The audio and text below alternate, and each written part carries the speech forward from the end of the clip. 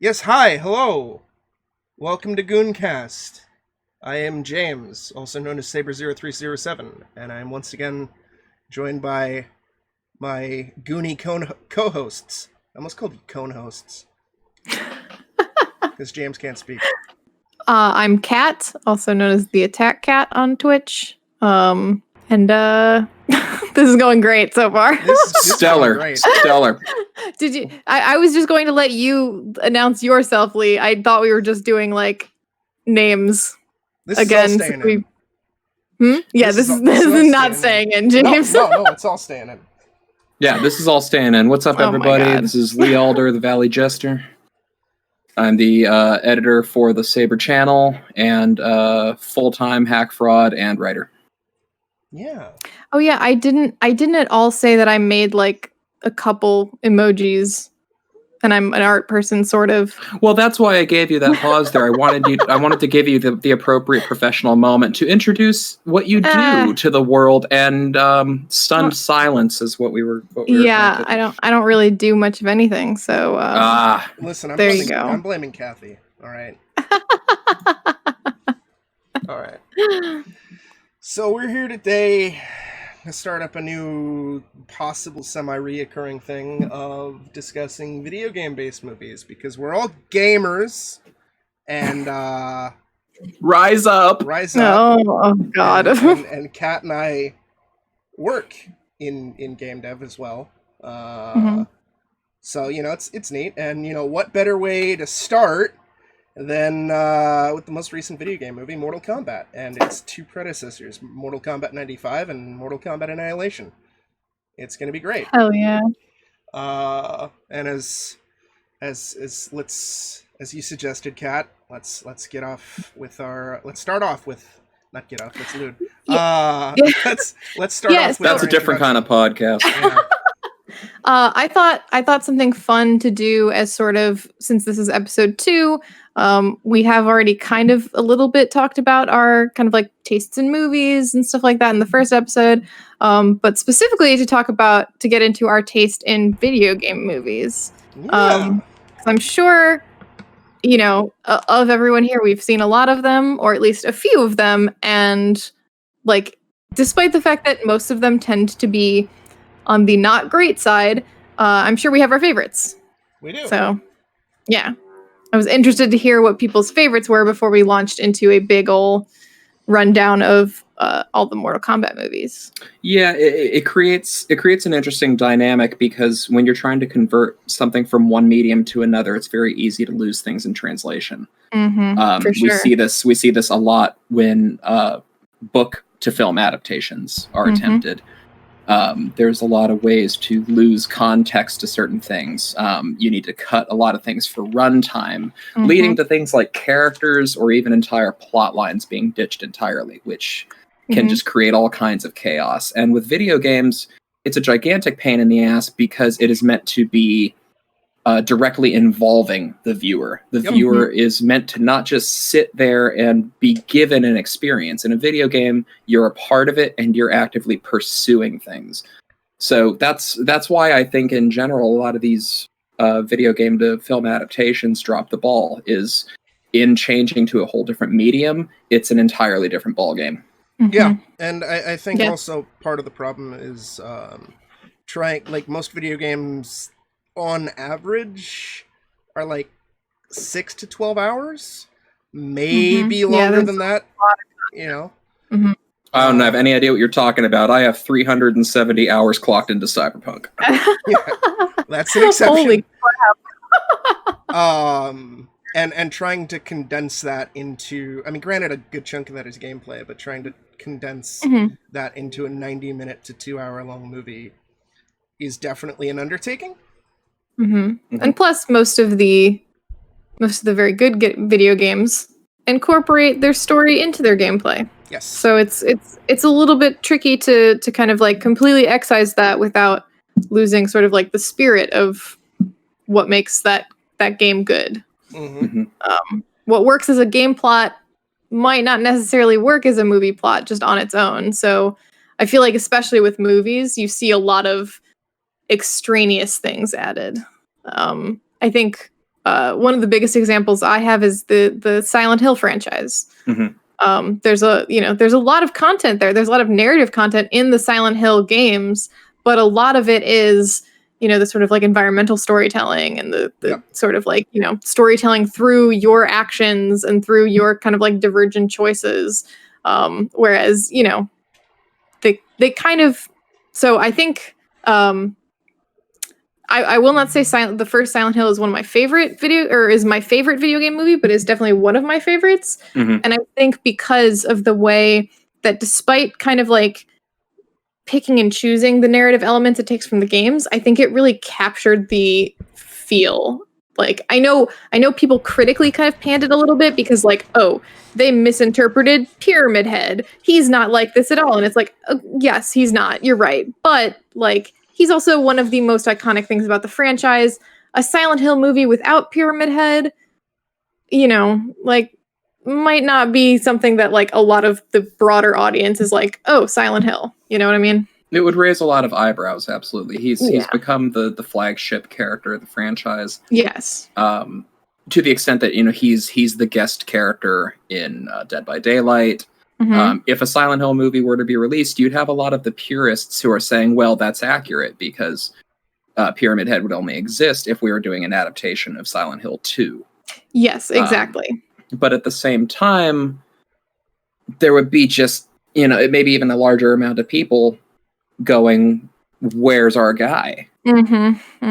Which there was a lot of when the first Resident Evil film came out, that the big character that was built up as a villain was a licker.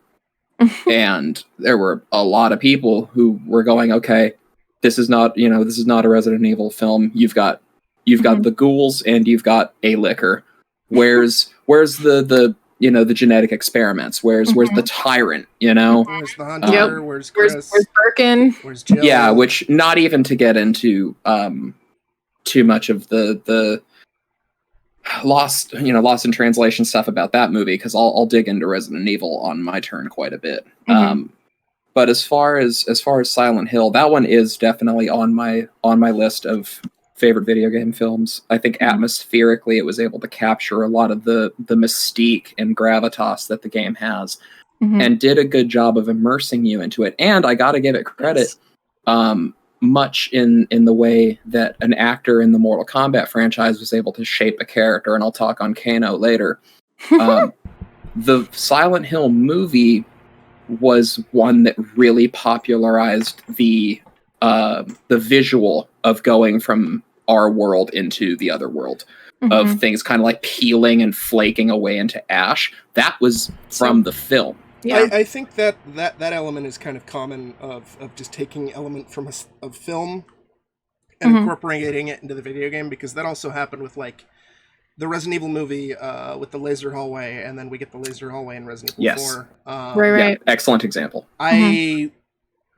I have a lot of problems with the Silent Hill movie, but it also is on my list of favorites. Like, I'm kind of easily able to like ignore my qualms with it. Like, one of my biggest problems with the Silent Hill movie is it took like this cosmic horror cult and just turned it into kind of generic extremist Christian cult, burning witches and stuff like that. And I'm like, very true. That's not quite as interesting for me. And to be clear, none of us are talking about Silent Hill Revelation. Yeah, we'll get to Silent Hill Revelation when we do our Silent Hill episode.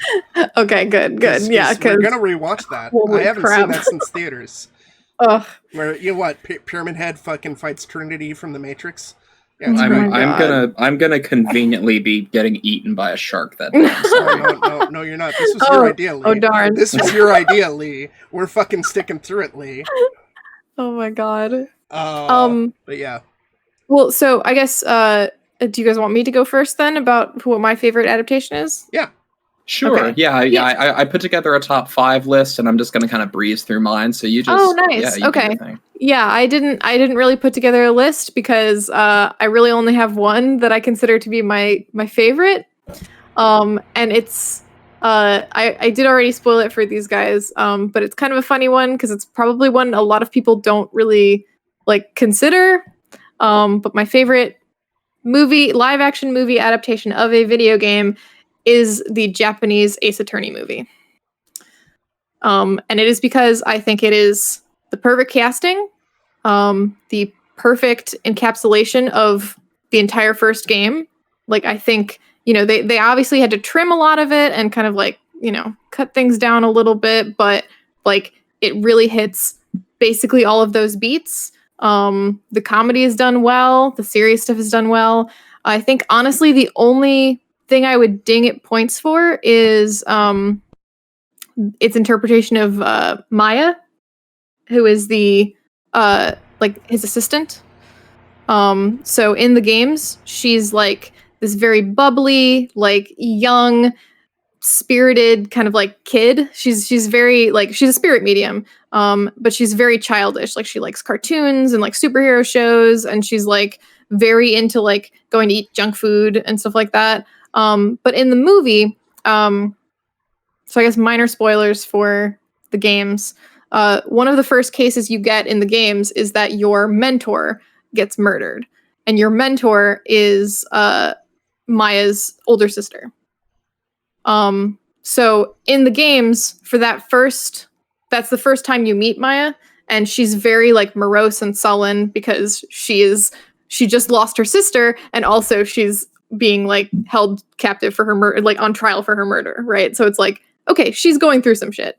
But in the course of the first game, like, you get more of her personality as the game progresses, because there's like a time skip, and there's like, there's more time between her sister's murder and later in the game.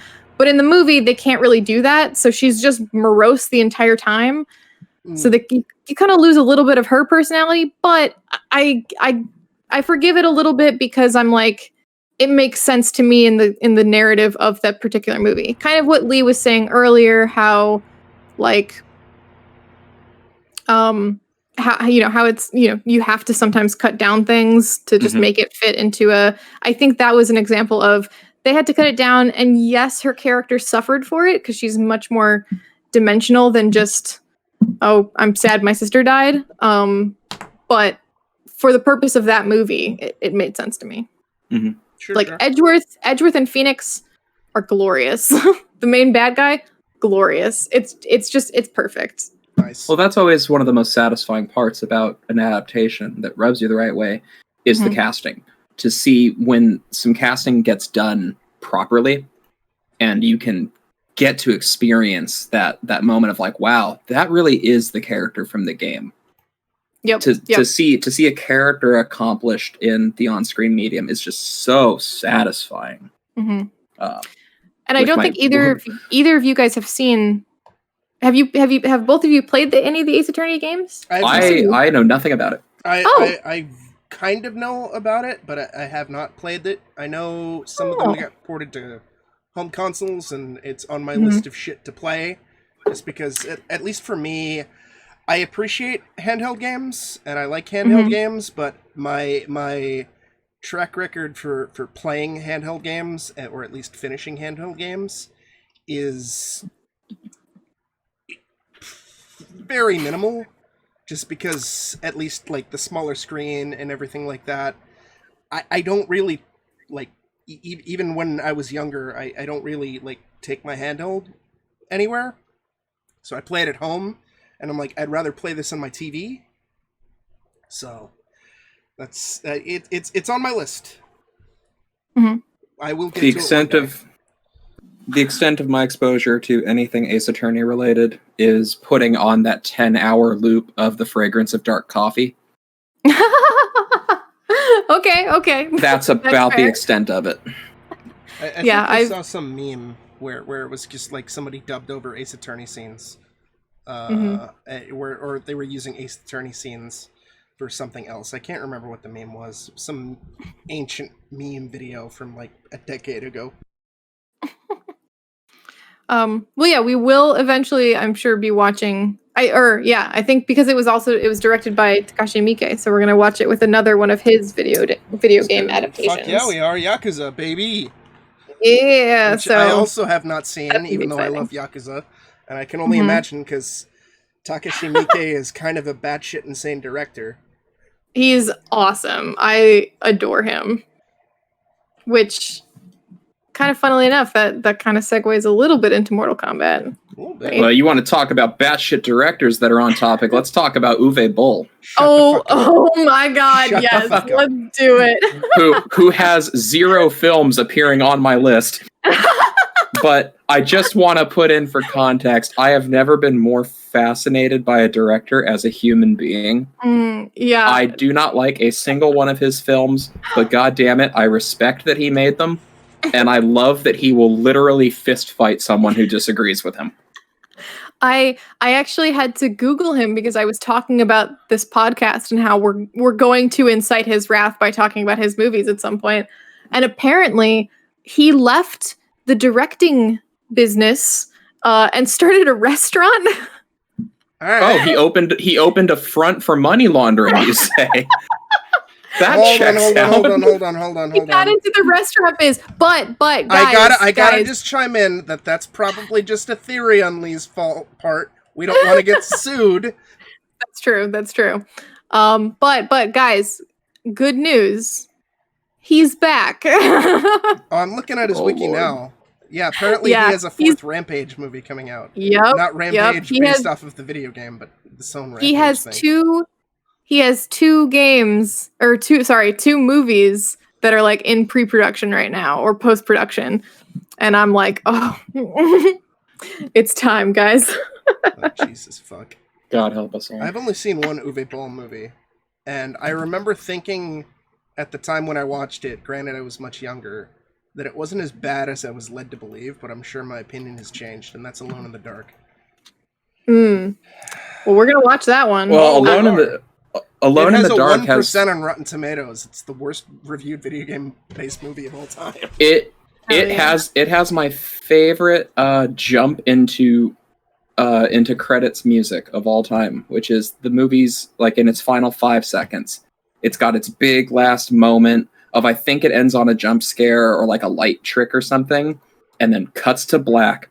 And then just out of nowhere, I wish I had an angel, and Nightwish comes in. And you're just like, what the fuck is happening? Yes. It's brilliant. Genius. Oh, and yeah, as long as we're going through his catalog, I gotta throw out there for everybody listening at home, what I believe the greatest line of film dialogue is of all time. Keep your Citizen Kanes, keep your Casablanca, get rid of that shit. House of the Dead. It's a big face-to-face moment between our hero and the villain. The villain's this immortal undead lich, and he's got the hero at a disadvantage. The hero says to him, "You did all this to be immortal. Why?" And the villain gets nice and close, like he's about to lick his cheek, and just, "So I could live forever." Fucking brilliant. Print money and throw it at this man. God damn, that is good. Why else would you want to be immortal? Why not?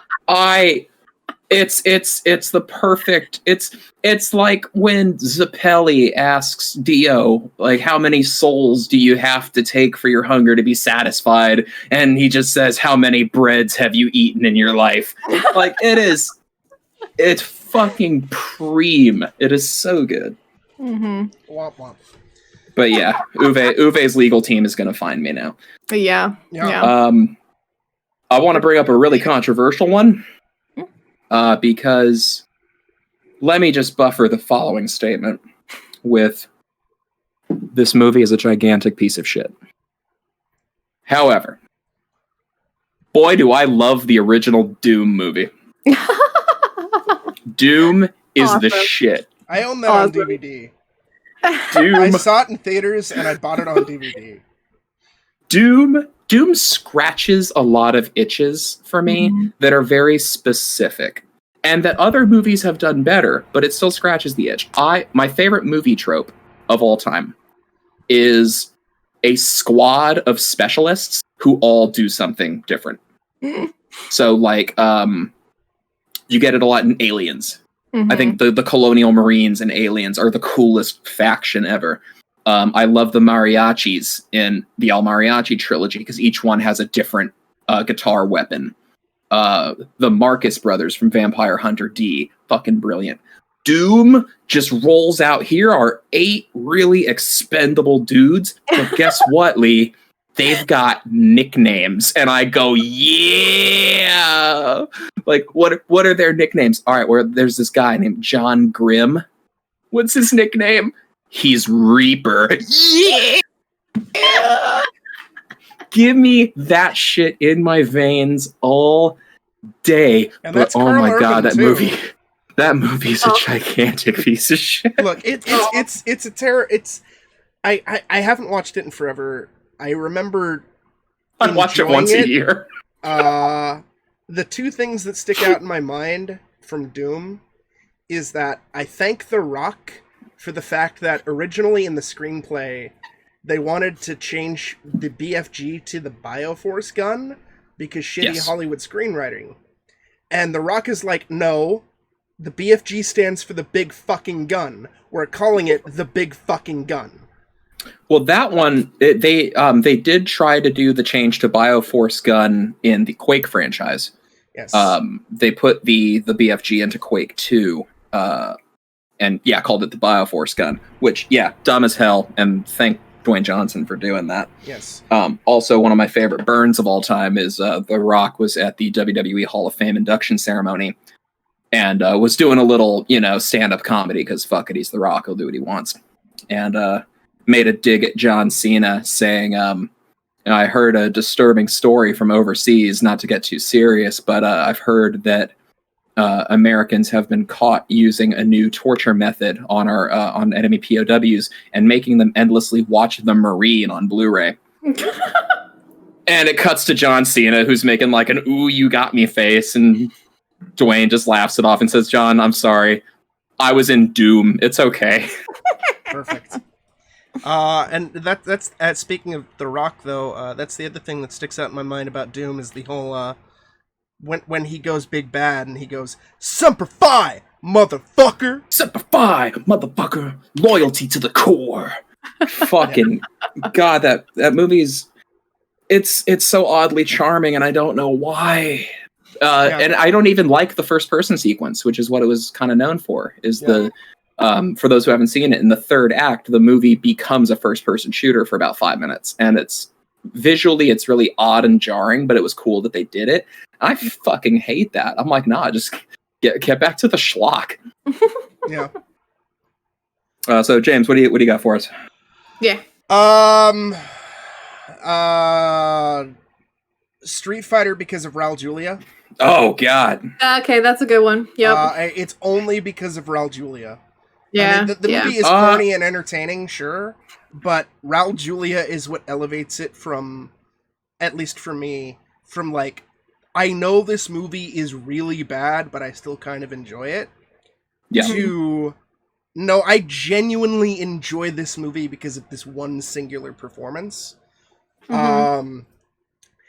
I also really like the first Resident Evil movie. Yes, despite absolutely. the fact that, as a diehard Resident Evil fan, I probably shouldn't, since it's just OC character, please don't steal. Oh boy, we'll get into that today. Yeah, I was going to save that for when we got to the Mortal Kombat 95 section, but Paul, I married my OC waifu Anderson. Really, I mean, bravo, my friend. Mila Jovovich, fun fact, Mila Jovovich was my first adult crush ever.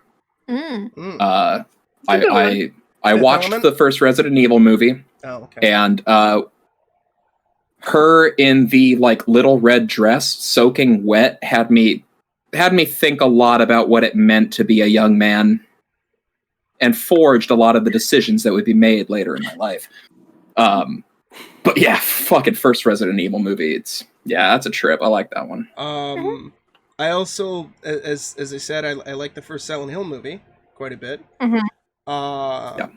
And then, we'll get into it, but my favorite live action video game based movie is probably Mortal Kombat 95. Yep.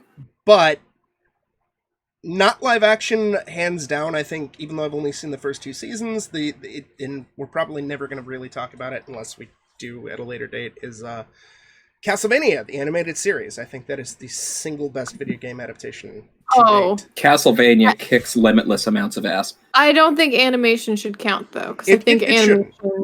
If we count animation, then my list would have Pokemon the first movie on it. Yeah, exactly. Yeah, I feel like there's a lot of animated movies that really hit video games well. Oh yeah, so. no, I'm just adding that one little thing of just like to make it also clear that we're never going to really talk about animated movies. Maybe Final Fantasy Spirits Within. Maybe. I was gonna say we should maybe talk about some animated movies. I love animation. So, I do too. I just don't want to watch 18 fucking Pokemon movies. That's fair. And I mean, I guess for context, we mean animated video game adaptations. Yeah. Yes. Although if you're just talking straight animated films, Vampire Hunter D's fucking. We are gonna make the one exception though when we do all 3 animated CGI Resident Evil movies though. Right. Yes. We have to because it's absolutely in preparation for that new CG series, right? Yeah, Infinite Darkness. Yeah, absolutely. No, I'm all over that. Yeah. I guess the last oddball that I'll throw out before my list is exhausted because James hit Resident Evil, and I've only seen it once. I saw it in theaters and haven't seen it since. But I remember having such a damn good time with it. Was Prince of Persia? Yeah, I thought Prince of Persia was. It was different. Ben Kingsley chewing scenery is always a huge plus in my book. Yeah. Again, you got a team of specialists who all do something different, which is the gang of assassins that's sent after the prince. I think they were badass. And yeah, it was just one of those movies that I don't think I really have a desire to rewatch it, but I left the theater very happy. Ostrich racing. There was ostrich racing. Lee, we're gonna get your chocobo shit out of here. We're rewatching it with a double feature of that and Assassin's Creed, and I haven't seen Assassin's Creed, but I remember not hating Prince of Persia. I'm gonna go even more controversial than either of you, I think, and say that I think the first movie I enjoyed purely for the like schlock. I made fun of it the entire time in an empty theater. Was the original Timothy Olyphant Hitman. Oh, God. I only suffered through about 30 minutes of that. Oh, God. Well, we're going to suffer through it again, right? Oh, we are, and Kat, I also own that on DVD because I'm a man of terrible taste. Bravo. I own it on DVD too, I think. I also own the Max Payne movie on Blu-ray. Listen, I used to work above a... oh my God, one of those like very cheap, like you could get like a bunch of DVDs for like $5 in a barrel. Yeah. That's where I got it, and that's where I'm gonna I think I spent the full $20 on the Hitman DVD, like right when it dropped. I was like, yeah, why not? There you go. God. That and Max Payne, Jesus. Yeah, that's when we'll have to get Ghoul Guts in here to suffer with us. Hell yeah. I mean, Ghoul Guts said he wanted to see Max Payne. So excellent. He's going to be when we watch Max Payne. I don't know what we're going to pair it up with. We'll figure out something totally appropriate. Yeah. But so do we want to hop into a time capsule and go to 1995? Or do we want to go to 2021? That's a great question. I'm personally of the mind that the new one is fresher in my mind, considering I just finished watching it again 2 hours ago. Another viewing. Yes, my fiance also wanted to see it, and he's not big into riffing movies, so but he definitely wanted to watch it, and he sat there and riffed it with me. So nice. he's a liar, but it was equally fun the second time around. So my vote is to jump right into 2 hours ago into why people are here. Yes. Yeah, so 2021 then. All right. Saber, what'd you think of it? I liked it a lot. It was a lot of fun. I think I have a lot more problems with it. As we were kind of discussing a little bit last night. I felt that outside of Joe Taslim, who was Sub-Zero, and God, what's his name? Hiroyuki Sanada as Scorpion. and Josh Lawson as Kano. Most of the cast was pretty fucking flat. They were serviceable. Sonia was alright. Jessica McNamee and Jax was okay. Who was Jax again? Jax was Makad Brooks. But Liu Kang was kind of underwhelming. Shang Tsung grew on me, and Raiden grew on me, but they didn't have that charisma or likability for me. That wasn't a super big detriment outside of our brand new OC Please Don't Steal, Cole Young. I just been referring to him as MC because I barely remember his name. First of all, I think we should also kind of preface this with our own kind of experience with the franchise, the video game franchise itself too. So sure. James, have you played Mortal Kombat? Do you know much about it before, beyond these movies? I'm not a super fan. When I was a small boy, back in the before time, in the long ago, a little baby Saber. Little baby Saber. You were a dagger. Yeah, I was just about to say that. I lived in a household where they were like, "You're not touching Mortal Kombat. That game is way too violent." Every now and then, when we went on vacation, and there happened to be an arcade near the hotel or whatever, I could maybe persuade my dad to let me play it briefly. But for the longest time growing up, the only way I would ever really experience Mortal Kombat is if I went to a friend's house and they owned Mortal Kombat. I think the first Mortal Kombat game that I owned was Deadly Alliance, which I liked a lot, and Deception, which I liked a lot. And I really like that Mortal Kombat reboot, even though narratively, the big story mode, certain elements of it were kind of left me cold. And at least more recently, I'm a sort of a lapsed MK fan outside of Mortal Kombat 95, the movie, and now this movie, just because I don't like MKX or MK11 all that much. But yeah. Okay. So, sorry, continue with your initial thoughts, your initial review. Sure. I thought the fight scenes were really fun and creative, although, as I was mentioning last night, some of the editing, the quick cuts, I wanted longer takes, or at least a little longer and everything like that. But some of the creative uses of special moves, especially with Sub-Zero, was fantastic.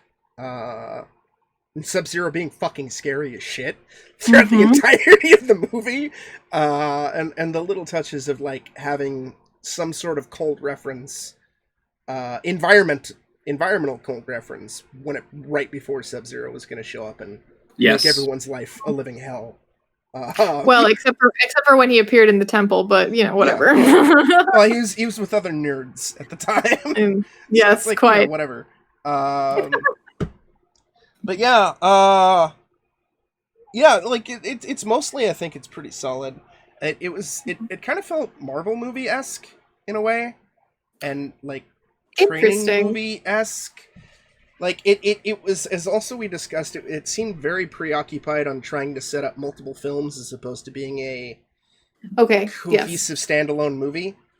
Is that kind of where the Marvel tie-in kind of comes into it, or are you a little bit? But I don't think I got much of a Marvel read on it, just because typically I feel like Marvel movies have a bit stronger characters, like you were saying earlier. Oh no, they absolutely do. But it's like the knockoff Marvel sort of thing, where people try to emulate that sort of style of movie, especially with the whole Arcana thing with everybody having, you have to unlock your superpowers and the whole hero can't hack it and gets kicked out only to Oh yeah, by the way, spoilers.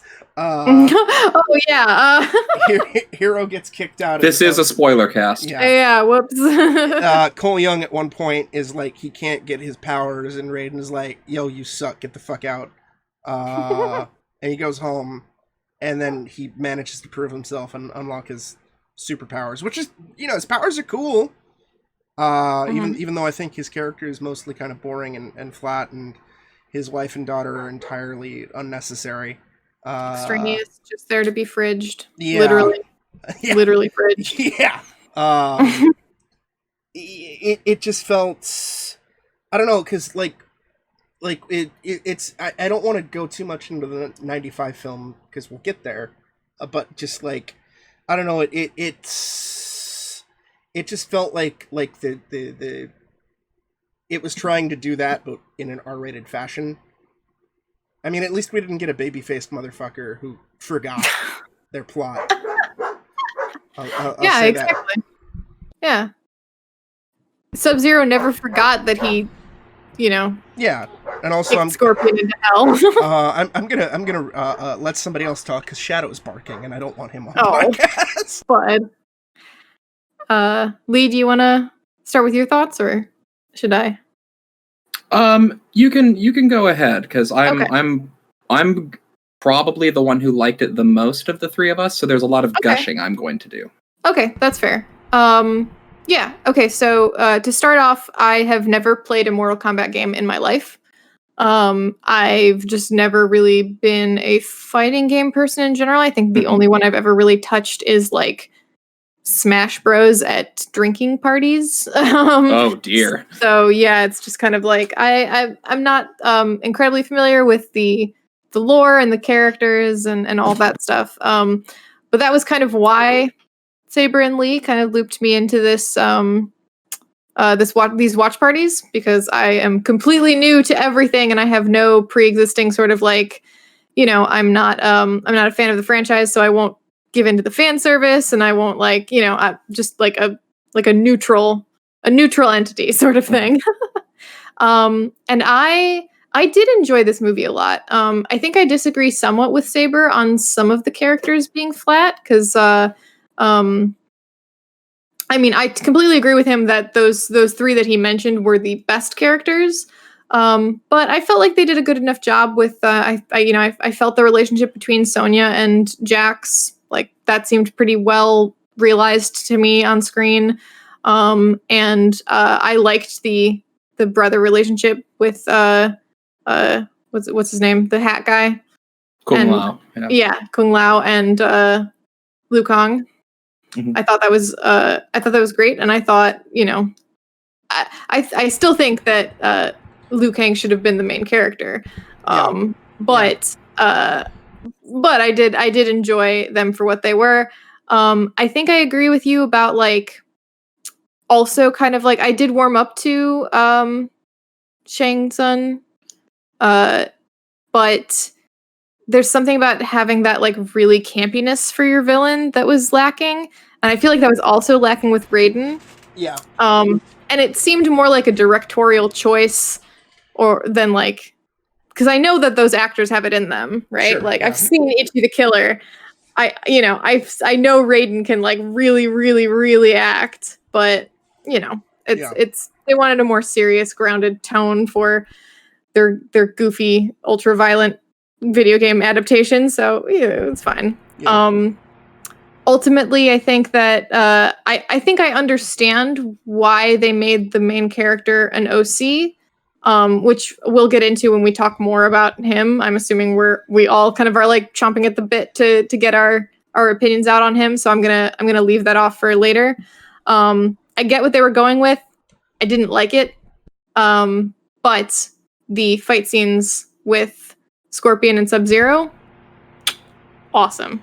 Yes. Awesome. Loved him. Also, I did look up, because we were having that discussion last night about whether or not the other actors could do martial arts or whatever. Mm-hmm. Yeah, and the one thing I can say is, because I think I mentioned last night, despite not necessarily liking Cole Young as a character, I thought his fight scenes were solid. And it turns out apparently he is a martial artist, so like he does know his shit. I looked at the IMDb for like the entire movie because I was really interested in I was interested in who voiced Cabal because I thought he had a really fun voice. And as we found out last night, it's the guy who's been playing Charles Manson in like every recent movie that's had Charles Manson in it, like Mindhunter and Once Upon a Time in Hollywood and all that stuff. So it's like, oh, cool, that's awesome, good for him. Yeah. But from what I could tell, it seemed like most of them were either experienced stuntmen or like experienced martial artists, which is really cool. Yeah, like I think the Max Huang who plays Kung Lao, I think I read that he was part of Jackie Chan's troupe. Ooh. So like that's awesome. he basically kind of like implemented like and like I guess choreographed some of the fight sequences or whatever. Interesting. Yeah, it's so that's kind of my thing, like looking into it, where most of the actors could do martial arts. So I'm like, why were there so many cuts? I guess. Like, yeah. I don't think Lyndon Ashby or Bridget Wilson were martial artists in the original film, and I seem to recall there being less cuts during their fight scenes. I mean, they probably maybe like especially in some of the wide shots, they got stunt people instead. Well, but, we know that for a fact, at least with Annihilation. Annihilation. Yeah. When Raiden's stunt double doesn't even have the same hair color. Yeah. But yeah. Oh boy. I guess also that's another thing too, at least with characters. I thought that most of the villains felt outside of Shang Tsung and Sub-Zero and Cabal and Kano, they felt like jobbers who had like no personality. Like they like just show up and then in like their next scene they were dead. Well, we specifically joked that oh my god, Natara was just the Slipknot of this movie. Yes. she served her purpose to be introduced and immediately bodied. Yeah. Like in spectacular fashion. Yeah. Yes, she had arguably one of the best deaths, one of the most brutal deaths in the movie. But yeah, it was comically like she's built up as like, oh, she's a mighty huntress, isn't she beautiful? And then dead. Gone. Dead. Yeah, or like like I think of Goro in this film. It's like, yeah, he looks super cool, but like I also compare him.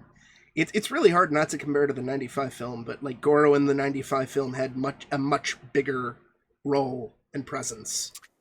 Yeah.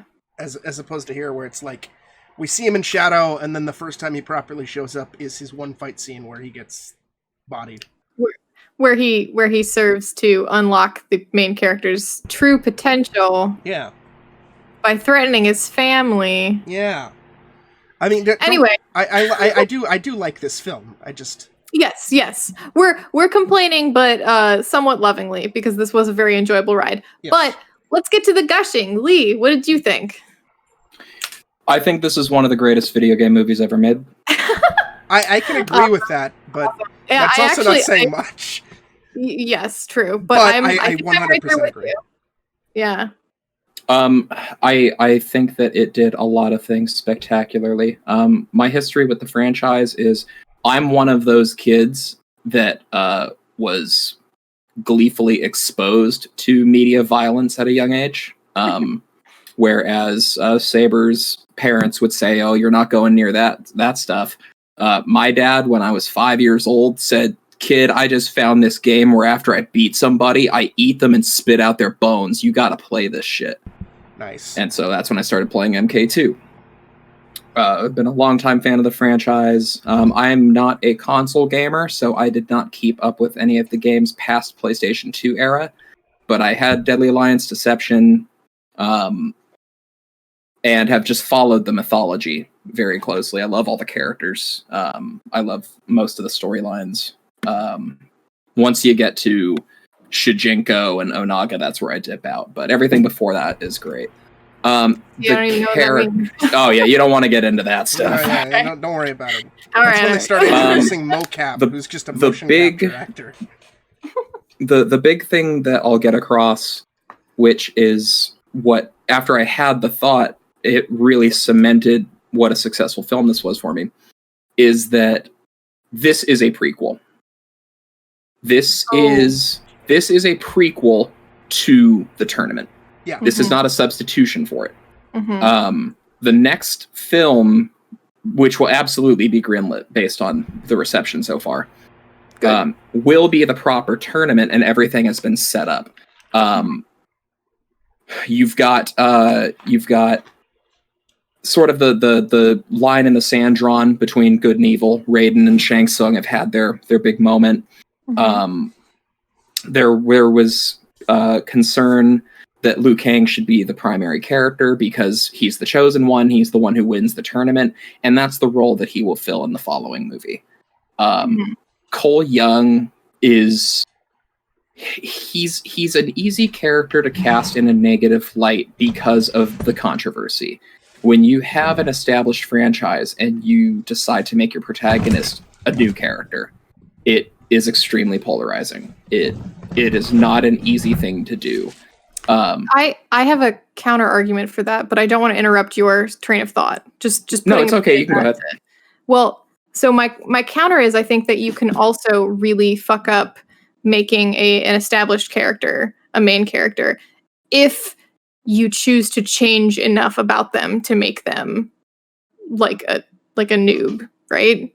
Like say that this movie did everything the same except the main character was not an OC. They made the main character Liu Kang like they did, or Liu Kang like they did in the 95 one, right? Okay. Yeah. And you just made him related to Scorpion. Like that would have sucked, right? Right. Yeah. So yeah, I feel like anyway, we'll get into that once we talk about the main character more. But I do feel like as a counterpoint, I think it might have sucked harder if they hadn't made him a main character. Oh no, I follow you entirely. I feel like they were put in the position of needing to create this original protagonist because this movie wants to do the one thing that I cannot say I liked about the 95 original, which is the original 95 robbed us of the rivalry that is Scorpion and Sub-Zero. Oh yeah, I can get behind that 100%. For people who are fans of the franchise, it is the blood feud that drives not the entire story, but is always somewhere lurking in the narrative. Yeah. Their blood feud, their hatred, their two clans hating each other drives a lot of story. And they wanted to bring that focus back for this film. And they accomplished that beautifully. I think Bihan and Hanzo is such a great pairing. And then they wanted to keep it relevant with the bloodline aspect. So they needed to establish a new character. The video games have an apprentice to Scorpion named Takeda, who just, if we're getting in, we don't need to get into fucking Takeda. They instead opted for a new character who wants it to, like, his power once he unlocks it is literal plot armor. Yeah. Which by the way, I didn't actually notice this the first time that we watched it, but I noticed it the second time. His armor actually grows out of that bracelet his daughter gave him in the opening scene. Oh. Yeah. I like that. So he's fighting with the power of family. With the power of family, yes. His power is literally from his family. His family. Well, that's that's an important little thing to point out because of the whole blood feud aspect between Scorpion and Sub-Zero. Yes, having his girlfriend and kid or wife and kid or whoever they were kind of feel tagged along just for making that obvious comparison to, Sub-Zero killed Scorpion's family and now he's going to do it again. That was a little bit of a beat that I could have done without, or they could have executed a little better, or they could have quite literally just executed them to really add some emotional stakes. But like I was saying, this movie is set up for the tournament. Again, we're going spoiler cast, so sorry people. If you're listening this far, then fuck it. So in the final act, Shang Tsung kills Kung Lao by taking his soul. And this was something that it's a triggering moment to push Liu Kang into being the chosen one and standing up. The 95 movie opted for, instead of killing Kung Lao, to make an original character who was Liu Kang's brother, who gets killed at the beginning of the movie when Shang Tsung breaks his back. I thought it was an interesting change and made a little bit more of a link, because in that 95, if that opening scene was Shang Tsung killing Kung Lao, it doesn't carry with it the same gravity, the same strength of, oh, grandfather told me to come home because, like, my friend got killed. It's, it's a little more personal if it's, hey, this dude killed your little brother. Yes. But now with this one, where we got more time to establish the friendship between Liu Kang and Kung Lao, and to see that, they are brothers in battle. Now changing the narrative back to Shang Tsung killing Kung Lao, it's allowed to have the gravity. It's okay. We're shaping up now that Liu Kang he's out for revenge.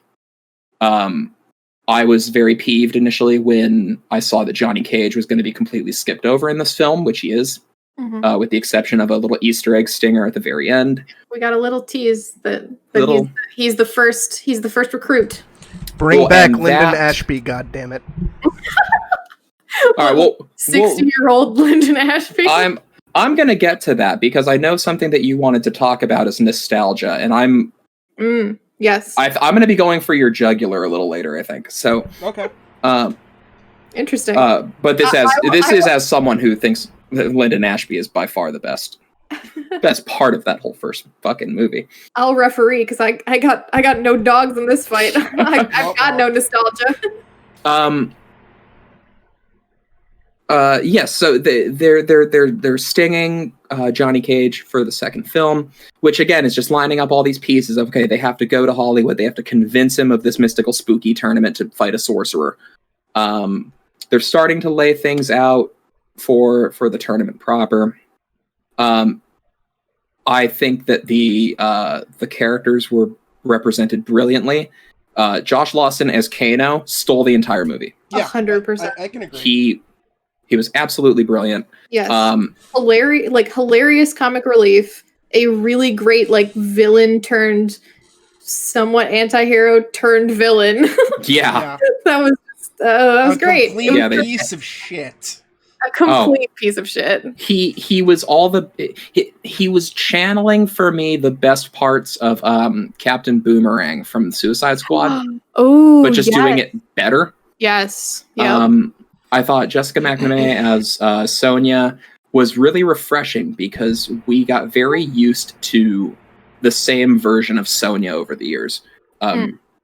Brigitte Nielsen did a very by the books, stone-faced, kick your ass Sonia in the 95 movie. We of course had Ronda Rousey play Sonia. We don't talk about Ronda Rousey. I love Ronda Rousey. I will defend her. I like Ronda Rousey too, but she's a terrible Sonya in MK11. I think that this performance that we got from Jessica McNamee was a new kind of Sonya that was really refreshing to see. From the second that we find out that she's got Kano arrested and in captivity, I'm like, okay, here we go. Kano's going to be funny, and Sonya's going to just talk hard shit at him for an hour. And no, they played off each other. They banter. It was great. This Sonya had a comedic side, fucking killed him with a garden gnome. I mean, I honestly, one of the biggest laughs I got out of the movie was her being her being offended at his comment about her living conditions. And then when the main character is like, you actually have $3 million? She's like, look where I live. Do I look like I have $3 million? And it's just like, oh. I live in a double wide in a fucking junkyard or something. Get out of here. Yeah, exactly. And it's just like, wow, yeah, no, she's got some comedy chops too. Yeah, I did really think that her relationship with Jax, yeah, I thought they played that really well. And I felt that when, he kind of unlocks his arcana of sick robot arms. Yeah, his arcana of turn my little baby shitty arms into big manly robot arms. Big manly robot. By helping her get out of get out of the rubble. Mm-hmm. Yeah, great. And I liked the change of having Sub-Zero be the one to take Jax's arms away. Yeah, that was as opposed to shoehorning in Ermac, who we don't need right now. We don't need Ermac at this point.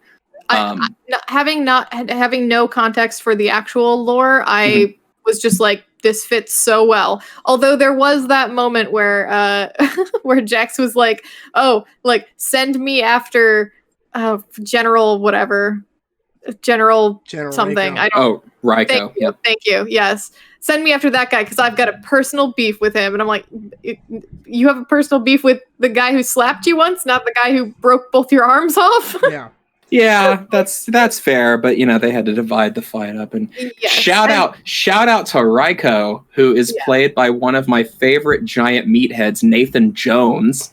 Oh my god, I love me some Nathan Jones. He's the go-to casting for, all right, we've got a martial arts movie filled with people who are like 5'8". We need some dude who just looks like he's gonna unhinge his jaw and devour them whole. Call Nathan Jones.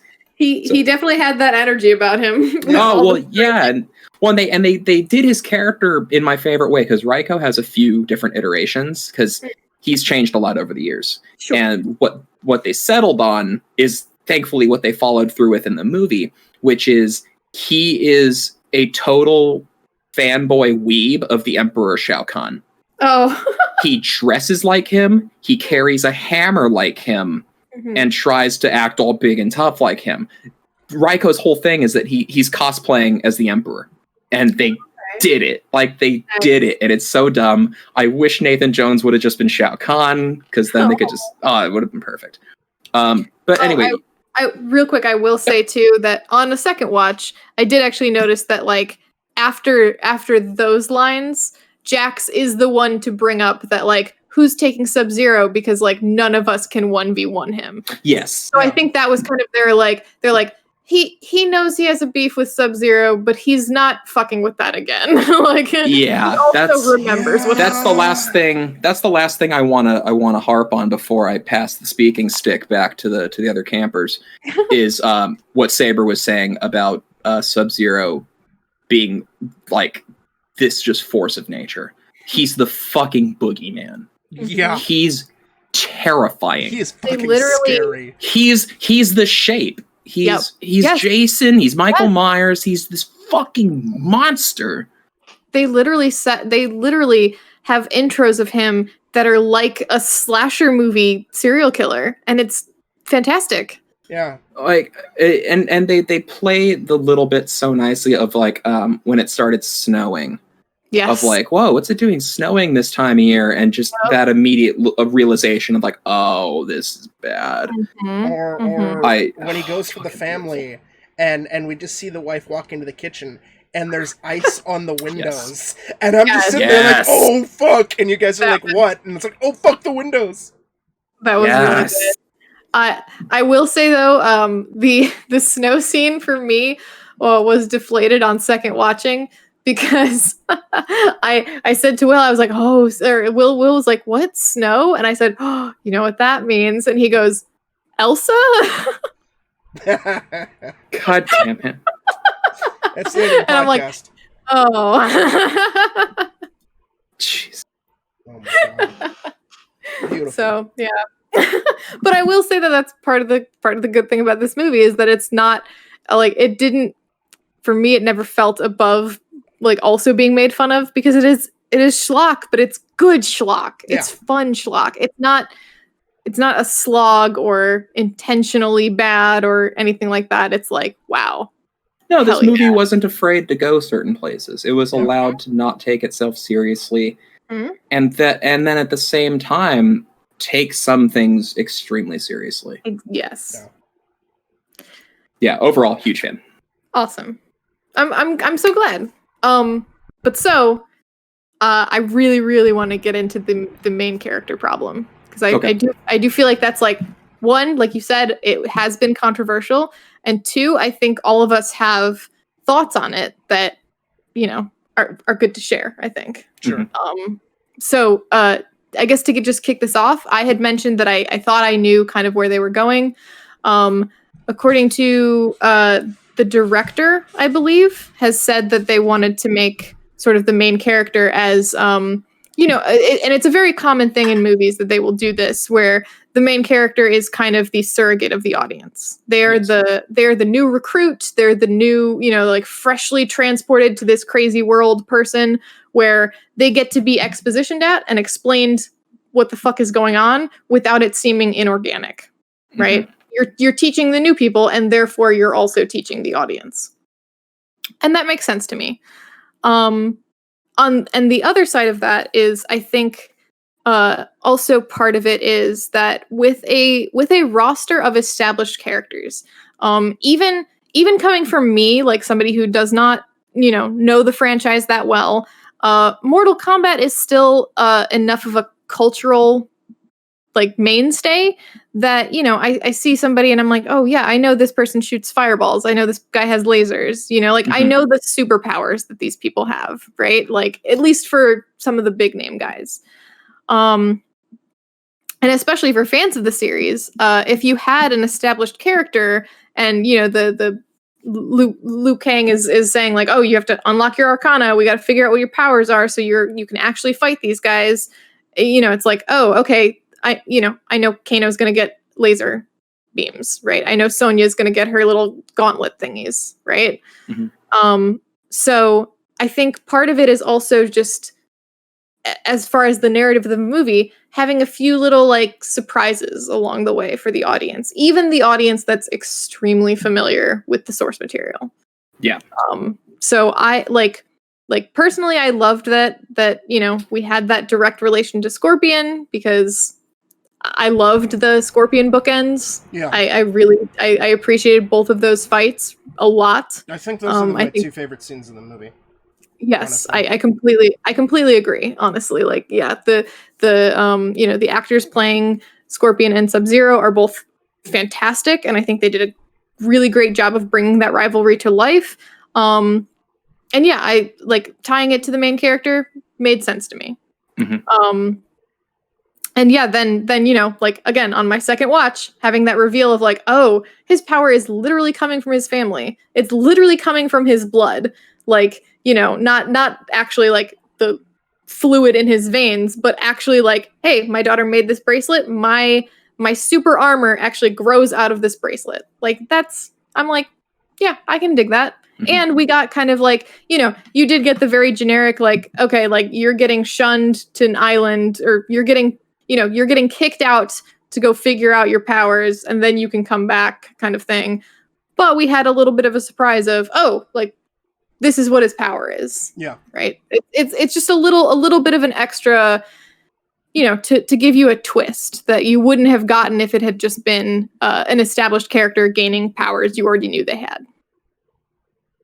Or worse, an established character and they still try to do the surprise thing and give them different powers, and then people are up in arms about, that's not what he does in the game. Yeah. So. My only nitpick would be that Cole Young's power needed to be a little bit more related to the Hasashi bloodline. If they wanted to go with the armor, maybe like bone armor. Well, something to that extent. That's a super nitpick. I again, on second watch, he has random like nightmare flashes of like the dagger. Right. And the pattern that it knits over the dagger is the pattern of his armor. Oh, neat.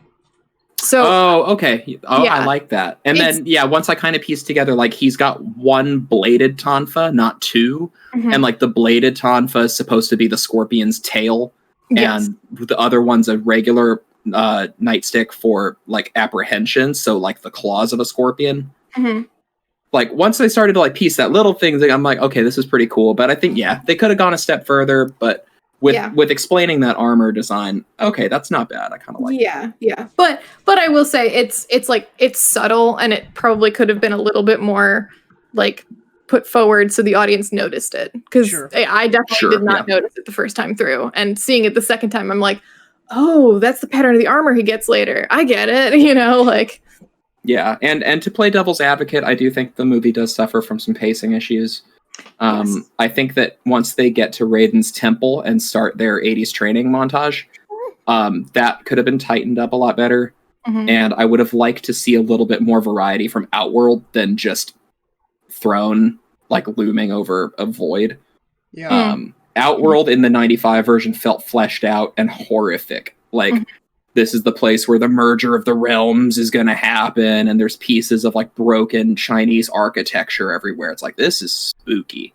There's people running around there that, once you think about it, it's like, well, of course, Outworld has its own inhabitants, but you never get a good look at them. And you're like, who are these fucking creatures that are just skittering around in the night like crackheads at 2 a.m.? It's like, what are these things?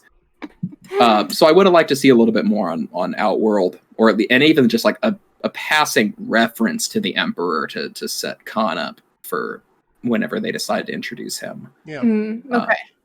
For me with Cole, like my main thing is just like, even with the connection to Scorpion, just he doesn't really have a connection to almost anybody in the cast. Like, I don't feel like any sort of bond with, like, between, say, him and Sonia, or him and Jax, or him and Liu Kang, or anything like that. And his stuff with his family just feels really underdeveloped. So it's like, I get what they're going for. It's just a lot of the stuff, like, and I don't necessarily, even though I am under the idea of, like, well, like, the 95 film already had kind of audience surrogates in the form of Liu Kang, Johnny Cage, and Sonya, and everything like that. I just don't really feel as though he carried the film or he had the depth that he should have. Like, there's elements of it there. It just wasn't strong enough to make me super invested in him. And I am hoping that, presumably, he'll be back for a sequel or whatever. They could, like, flesh him out a hell of a lot more and make him stand on his own and give him more character relationship stuff. But, like, a lot of the extent of just, like, oh, his daughter watched him at the MMA. It's like, Dad, use your uppercut. And then he didn't do it. And then in the Goro fight, Dad, use... The amount of ADR lines in this movie was hilarious. Yeah. And like... the whole, like we were discussing this last night, the whole Cole Young unlocking his powers by watching Goro almost kill his wife was already kind of done with, Jax trying to save Sonya. It's similar, not quite the same thing, but just that emotional thing of wanting to save somebody. And I felt it more with Jax trying to save Sonya, because Sonya and Jax, despite their limited screen time, they felt like they had a connection and everything like that.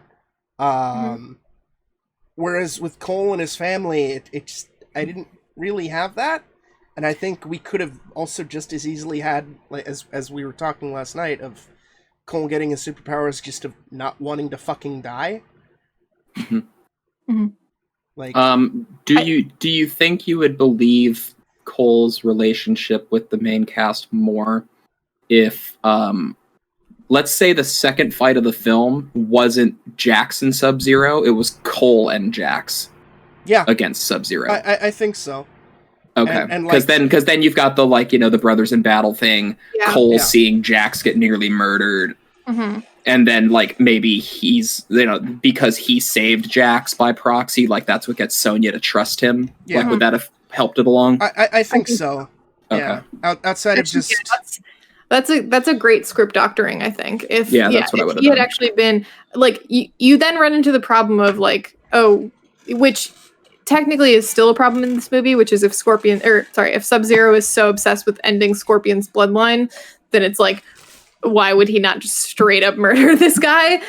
Especially when he doesn't know that he has powers yet, and doesn't know, like, he's still a fresh baby face in the world of Mortal Kombat. Yeah. But yeah, I think with some clever writing, like, possibly Sonya swooping in to save the day or something, or I don't know. Crazy. Yeah, you've got the right idea. Like, a few changes needed to be made to establish, I think, Cole's reputation.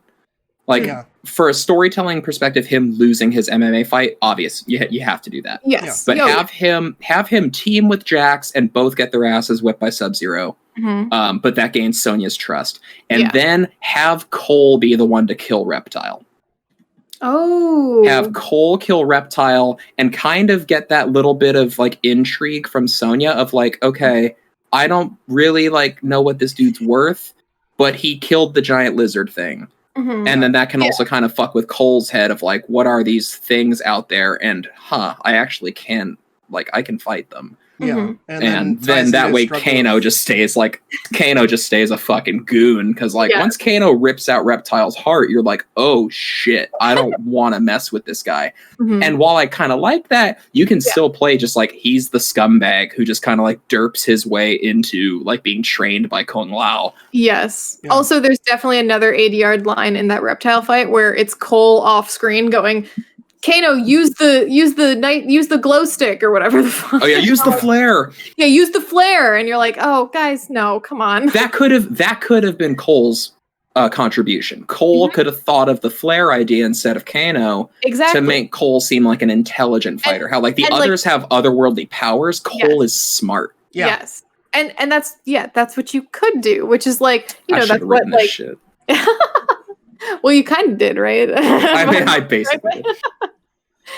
Up there with Corpse Party and Guardians of the Galaxy. Yeah, I wrote those. I think my other problem too is the fact that there is a quote unquote prophecy about Scorpion and Cole Young. Drop the prophecy thing, I think that doesn't do anything for me besides just it's a generic trope. Like it just we already know that as people we don't necessarily need a prophecy to justify why Sub-Zero hates Scorpion. They're rival ninja clans, you know? Yeah. Well, now that you bring up the prophecy, the main problem with it is that like this prophecy is specifically about Hanzo's bloodline, right? Yeah. So then you have in the opening scene, it's established, right, that Sub-Zero gets there, immediately kills like what he knows of Hanzo's family, right? Mm-hmm. So it's like, oh shit, yeah, he means business about this, right? But then, later in the film, when you have our main character, like Sub-Zero shows up at his house with his family, and then instead of just icing them right there, which would be taking care of Hanzo's bloodline, he's just, I'm gonna kidnap him and lure him over to my ice lair, to my ice stage, so that we can have a fight. To my boss arena. Yeah. even you still even could have had Sub-Zero wanting to wipe out Hanzo's bloodline without the prophecy of just Sub-Zero hates Hanzo that fucking much. And then I think it would make more sense as to why he didn't straight up kill I'm sorry, I don't remember his name. Main character. Cole. Why it would make sense why he didn't kill Cole's Cole kills finally. The easy way for you to remember it, Kat, is just consider the fact that if he was just squeezed hard enough with some more writing, he could have been a diamond. Perfect. But it's not even spelled that way. Shut up. But yeah, so because like if Sub-Zero is so obsessed with ending Hanzo's bloodline because of this prophecy, he would have just ended the main character's ended Cole's bloodline right there, right? Yeah. Like just kill his daughter and wife / girlfriend. Yeah, that was the other thing, is that like like we had these characters that like, okay, we at least get that they mean something to the main character, but we don't even know their actual relation. Like the first time we saw the girl, we thought it was his like younger sister or something. Yeah, once they kissed outside the restaurant, like you could hear the banjo start to fade in the background. What's going on here? Yeah, I was just like, how are these people all related? And then it was kind of like, oh, okay, I guess it's just the generic, wife / girlfriend. And I love you, Oni-chan. Yeah. God. But yeah, it was very much like, oh, I don't. Yeah, like I understand the relationship between Sonia and Jax because they show that like, oh yeah, they were in the military together. They, they talk about their time together. They talk about them motivating each other and Sonia being motivated by Jax to be a better soldier. Yeah. And it's like, we don't get any of that with his family. We get we get very simple dialogue with them that's just kind of like familiarity, which is fine. And like, I'm not saying you have to necessarily spell it out, but like you do kind of have to establish how much these people mean to him in some way. Yeah. And I'm Besides not saying Dad, that you're use like, your uppercut. hello, wife. Yes. You gotta kind of like give us a reason as to like have him talk about his family. That's the thing. Like when he's off with his new crew, they never come up. His family he never talks about his family when they're in the training stuff or anything like that. Mm-hmm. He's talking to the other characters. And I think that's kind of the flaw in having the main character be just an audience surrogate and then have him have like a character added on top of that. It's like when you start from that position of we need an audience surrogate versus, starting from a position of this world is really fucking weird. Our main character should probably be new to it. So we give people an in, right? Yeah. But like they kind of like just being like, oh, I don't want to use an established character. So we're going to just have this guy be the main character, new person. And then, but he never actually gets characterized. And we never actually see his, the relationship that means the most to him, according to the film, because of how he unlocks his power. We're shown that they mean a lot to him, but we don't actually feel it as an audience because it hasn't been established before the moment that he like unlocks his magic powers. He's right? grinding. And they're also getting into a dangerous situation where they might have to continue to undercut their main character. I mean, the big final battle of this movie doesn't involve your protagonist. Yes. He's kind of there. Yeah. He gets involved for the second half for the handicap match. Yes. But basically the final battle is Hanzo and Bi-Han. This is going to happen again if they stick to the storyline because at the tournament, Liu Kang defeats Shang Tsung. Yeah. So you're going to have Cole standing around for that. If they want to have Cole get his big moment of victory, it's gonna have to be him beating the Emperor, which wouldn't be until a third movie. Yeah, come to think of it, Cole only beats Goro in this movie. Like when Melina, it's Cole versus Melina. Sonia's the one who shows up and beats Melina. When it's Cole versus Sub-Zero, Jax is the one who pushes Cole away and fights Sub-Zero and then loses. When it's Cole versus Sub-Zero again, Scorpion has to come in and save the day, and then the two of them team up to beat Sub-Zero. Yeah. On second watching, one of the cool things I noticed was that, and I could be wrong, but it seemed like what happened was Sub-Zero stabbed Cole with Hanzo's dagger. Yeah. And the blood, his blood on the dagger is what summons Scorpion. Yeah. And I was like, which is great. Yeah. Cool. Yeah. I didn't notice that the first time because I noticed that he showed up and I was like, yes, of course he's going to show up. But yeah, the blood was the triggering. Yeah. And that did, cool. Yeah, exactly. That did kind of tie into like, okay, the main character did have an ultimate purpose of tying this awesome character back into the movie. Yeah. Yeah. Oh my God. I didn't gush about Cabal. Cabal's the shit. That is all. I just wanted to be on record. Cabal is the shit. All right. He was fun. Before, I guess a good segue for the 95 film, because if we're going to try to keep this shorter, we got 40 minutes left. That's all we'll need. That's all. Yeah. Because we're not talking about Annihilation. No, that's the bulk of the 40 minutes. Oh my God. No, the good segue is you said you had your thing about nostalgia, Lee. So. Yes. Yes. And you were going to be cutthroat. I want to. Okay. Yeah. I don't want that to sound overly aggressive, but. No, there will be blood. Let them fight. As I said in our screening.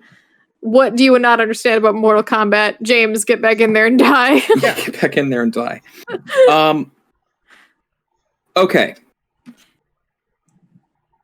I totally have the soft spot for the 95 movie. Same. It's fucking great. It is a great film.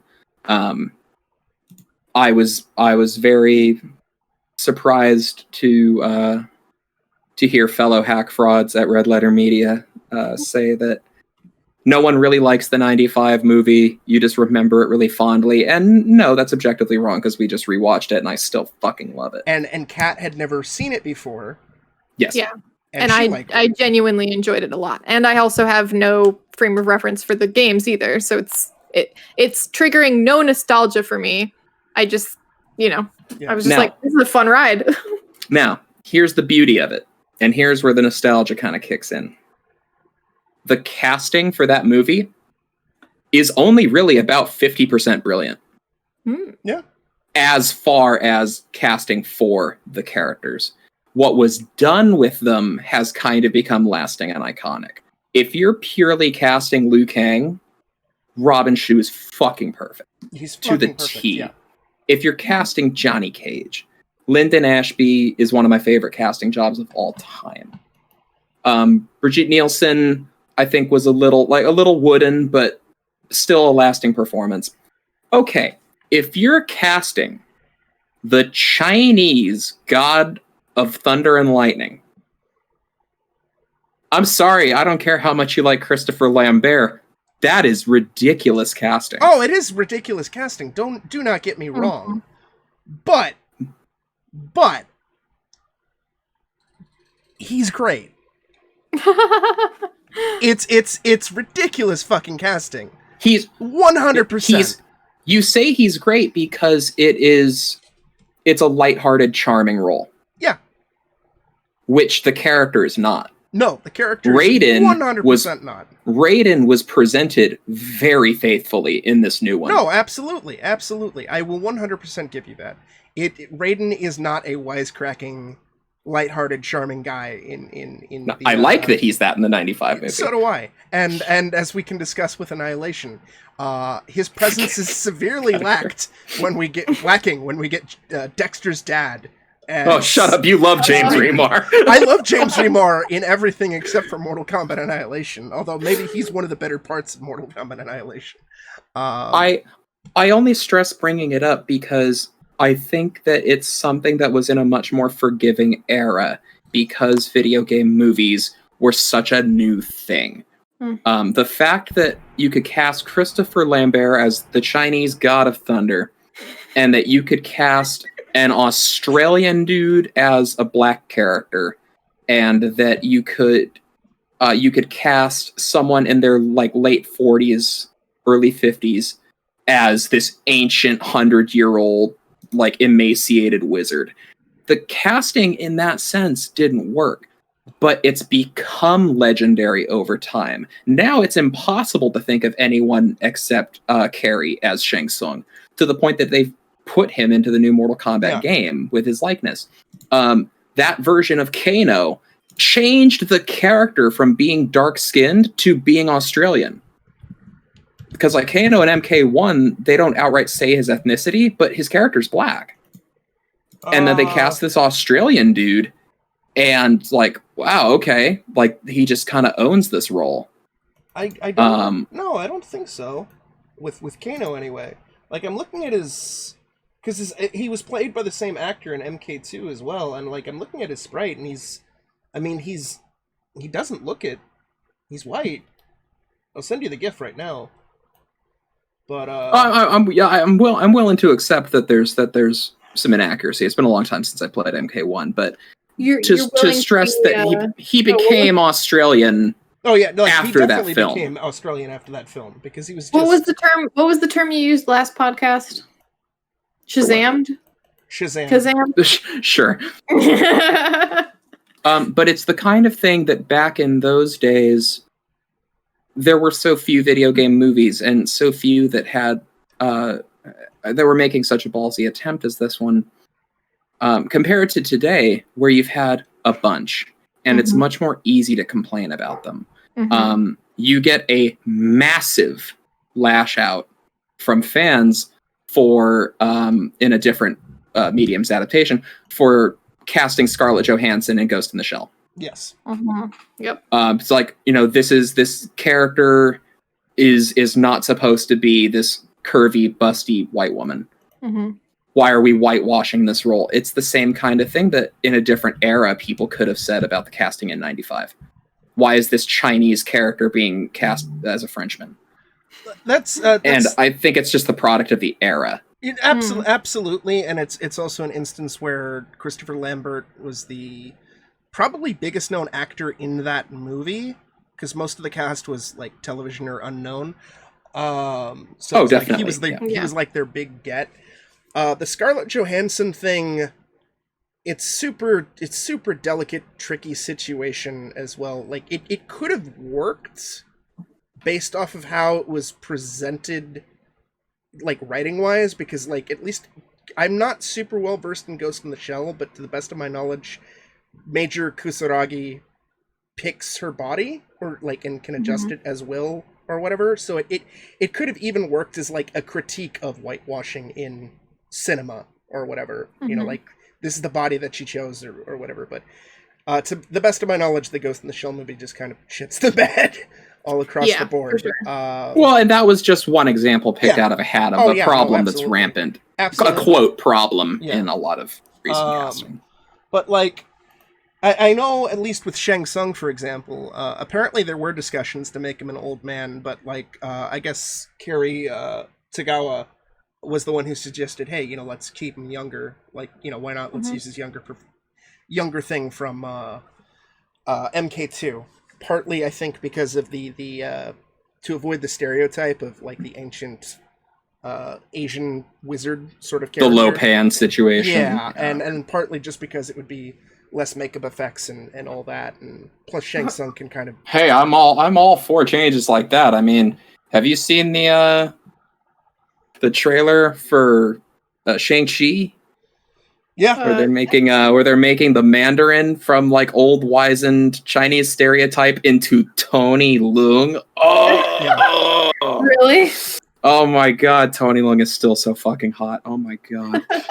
You know, we Anyway. almost had Cameron Diaz as Sonya Blade in the original MK, God. but she hurt her wrist shortly after filming began, and then was replaced by Bridget Wilson. I don't have anything. I don't have anything against Cameron Diaz. Just no. Yeah. I mean, I definitely agree with you on a lot of things. Like Christopher Lambert is just like, yeah, you know, he's totally miscast for the Chinese Thunder God Raiden. But his performance and almost all the performances, I think, in the 95 film are charming and charismatic, which is that carries a lot of the film for me. Where it's like, yeah, like Lyndon Ashby's Johnny Cage is a gem. Robin Shue adding a little bit of cocky jokiness to Liu Kang, I think worked out really, really well, as opposed to just being like the stoic, disciplined monk. And especially like making him more of a reluctant hero, where he's kind of like tired of the bullshit and is like, no, fuck all this. And then he comes back purely out of revenge to get Shang Tsung, and then learns to sort of control that hatred and revenge and all that jazz. They definitely did Scorpion and Sub-Zero dirty in the 95 film. 100%. Absolutely. Even though the Scorpion Johnny Cage fight is like one of the best two fights in the movie. But they did him dirty. Not as dirty as Reptile, who is an awful CG monster until he jumps into a statue. Well, they were going to do him super dirty and not even have his humanoid fight form in the first cut. Yeah. They had to reshoot that. Well, and that's one thing that, you know, I the more I chew on it, the more I can't deny it. The parts of the first movie that I like so much are all the character building moments, and the fights are severely rose-tinted glasses. The fights are at best a minute to a minute and a half long, where it's trading blows for a minute, and then some weird convoluted ending of like Johnny Cage finds a shield and spear from some old defeated warrior, or Liu Kang uses the water to defeat Sub-Zero. The only fights in that film that really carried themselves as like, you know, you would believe them in a martial arts movie are the fight that they inserted with Reptile near the end of the movie, and the final battle with Shang Tsung. I would also say the Sonya versus Kano fight. There's no weird. Again, it lasts about a minute. It's short, I will give you that, but there's no weird convoluted bullshit ending of like using water or ancient shield to cut open a guy. Right. It's instead just Sonya getting the drop and snapping Kano's neck. Mm-hmm. Yeah, I'm willing to admit that a lot of the 95 cut is I'm so biased because of the era that I grew up in, that their marketing was extremely successful. It was marketed as not a kids movie, but to be very accessible for younger audiences. Yeah. Which is fucking insane when you think about it. Yeah, a PG-13 Mortal Kombat movie? Yeah. I mean, people still... Like, I've even seen people say, I didn't see the 95 Mortal Kombat movie until years later because it was like, fuck the idea of a PG-13 Mortal Kombat. Right. And I know that some people were like, oh, thank God we get a rated R Mortal Kombat because of the blood and gore. It's like, you know, even though I kind of am guilty of it, especially like with MK versus DCU of what the fuck is a teen rated Mortal Kombat sort of thing. Blood and gore isn't necessarily the selling point. Yeah. It has to be done like creatively, and thankfully it was done creatively. They did a really, I think they did a good job capturing kind of like, I think other than the and I don't remember her name still, the wing lady death. Natara. I think most of Natara, thank you. Katara with an N, I got it. I think most of them were still within the realm of like mostly like decent gore, you know, where it's like not too over the top. Yeah. They're like that one was extreme, but I liked it. I know some people kind of like got a little bit stomach churned about it because that was kind of like the one that was like, whoa, okay. Yeah. Forgot this was Mortal Kombat, right? Yeah. Yeah, like you got a taste of it when Sub-Zero broke Jax's arms off, but like it was ice, so you know it's not like totally blood in your face. And then like Kano ripping out Reptile's heart, but his blood isn't really red, so it's like okay, they're still kind of pulling a weird punch there. Yeah, and he's a lizard monster, so it's yeah. But then Natara getting split in half is like Jesus Christ. Oh, that's right. I forgot what I was watching. Yes. Yeah. Even the like Goro at the end, and you know, Cabal getting eaten by a fire dragon. Yeah, a lot of burning the burn victim to death. That was fucked. Brutal. Yeah, but a lot of them were very like either like magic or like but then we did have Jax smashing a head. The general's Raiko's head. Yeah. Or head completely just exploding. Sploosh. And Sonya that was blasting a hole through Melina's chest. Yes, but again, that's kind of a little bit magic because it's like, but her spine is still intact, and it's just that was very like, I get that from the game. The head exploding one, actually, Will had been lamenting that he didn't have a cool like he was like, this guy's got these cool robot arms now, but like he's not really doing like, I want to see a hit that like only a robot hand could do, and I'm like, hold on, Will. Yeah, just give it a second. Give it a minute. Yeah. We'll show you why these things are in Arcana. Like, I am disappointed. Yeah, exactly. I am disappointed though that somebody didn't explode into 32 rib cages. Yeah, that would have really put the stamp of approval onto it. The film. Yeah, or the one fatality. I can't remember who had it. The one fatality where it's a head rip, but he rips off your head 3 times. Oh. God, I don't remember. That sounds perfect. That's the one thing I wish would have been in the movie. Sub-Zero didn't rip anyone's spine out. Yeah, that would have been neat. Although we could get since Sub-Zero, spoilers, is dead and he's going to be Noob Saibot. He's going to come back. We could get Wishbone in the next movie. True. Oh, that'd be dirty. That'd be dirty. So, Kat, one of Noob Saibot's fatalities in Mortal Kombat 9, the 2011 reboot, is because Noob Saibot can make a shadow version of himself, and he grabs one leg, the shadow grabs the other leg, and then they pull and they bisect you just by the sheer strength of ripping you in half. And brutal. Yeah, that'll be fun. They've done a good job of establishing Bihan as already like this horrible nightmare monster. And then I loved that in the final fight scene when his armor gets ripped off, I pointed out, like, oh shit, all of his colored gear is gone. He's just in black now, which is the setup for him becoming Noob Saibot and literally becoming like this phantom warrior. Oh, cool. That's what you can look forward to, is after Sub-Zero's death and his younger brother takes the mantle of Sub-Zero, the older one is like a zombie. He's this shadow force of nature. Ooh, cool. It's fucking terrifying. So that'll That's do good, just because fine. I definitely want that actor back. Same. He's signed on for the next couple movies, apparently, if they go through. And Sick. And on that note, for a younger Sub-Zero, even though just fan casting wise, and I'm sure I'm mispronouncing his name, I want Iko Uwais, who was also in the raid with Joe Tassim, and he was also in The Night Comes for Us with Joe Tassim, and they both have a really fucking intense fight at the end of that movie. I've seen clips of, although I haven't seen the movie, and it's like they're both two really talented martial artists. So the idea of younger Sub-Zero played by him and Noob Saibot having a fight, and it's these two really talented fucking martial artists going at it, would be pretty dope. And you know, fuck it, stick Tony Jaa in there too. Just because. Yeah, I don't care. Just because we need Tony Jaa. Just stick him in anywhere. Make him. Give me Lateef Crowder as Cyrax. I'll be happy. Yeah, there we go.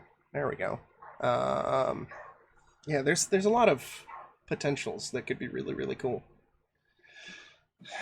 So we got a little bit of time left. So I guess more 95 film or Annihilation. Oh gosh. Well, yeah. Fuck. I think part of it has been a while since we saw the 95 film, so I'm a little less versed in it than these guys, because I don't remember it as well, which is why I've been a little silent, because I'm like, I don't really have much to add. But one thing I will add at the very end is that I did appreciate the campiness of a lot of the acting in the 95 version. And specifically, I think where we kind of felt the absence of that camp in the new one was with Shang Tsung and Raiden. Yeah. Mm-hmm.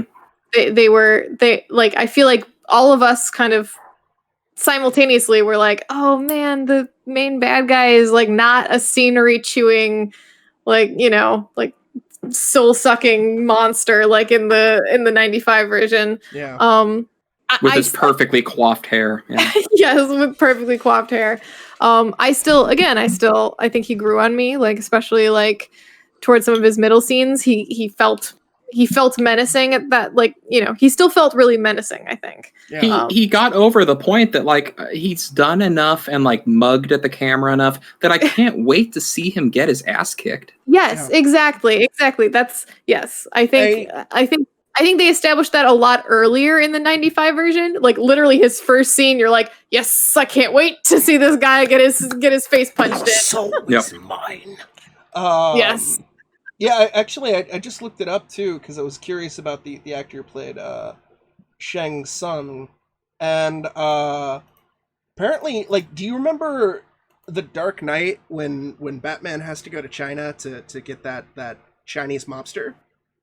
Yeah. Yeah, that's Shang Tsung. Yeah. I didn't know that until now. Yeah, no, I when I was Googling everybody, I was like, oh, wow, awesome. Yeah, he's also in Ghost in the Shell, oddly enough. Yeah. Apparently he's also in Captain America Winter Soldier. And that one I didn't know. That one I didn't know either. He's in Contagion as well. Oh, okay. Yeah. Okay. He's also in Independence Day Resurgence, but I haven't seen that. I don't care about that. Well, yeah. I think everyone and also no one was in Independence Day Resurgence. Yeah. I got really excited because I saw that Liu Kang's actor, I saw Monster, and I was like, oh, Monster Hunter? And it's like, no, it's just a movie called Monster Hunt. Oh, so close. But apparently he was in the live-action Power Rangers movie. Oh. Yeah, he was in. He was the Black Ranger in that, and I guess he was in Black Mirror episode Striking Vipers. Oh, okay, interesting. Because that's actually I think he's probably one of the game characters. Okay. In that, Yeah. because it's like a Mortal Kombat-esque game that the characters are playing. Okay.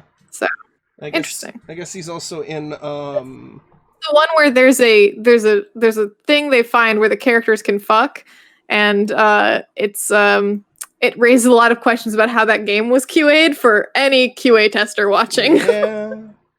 Black Mirror has some of the like best and worst like representations of games. It's like, okay, you guys understand what video games are, but you don't quite understand how they're made, and the fact that like there's fucking in this VR game is not something that would be accidentally left in by developers. Yeah.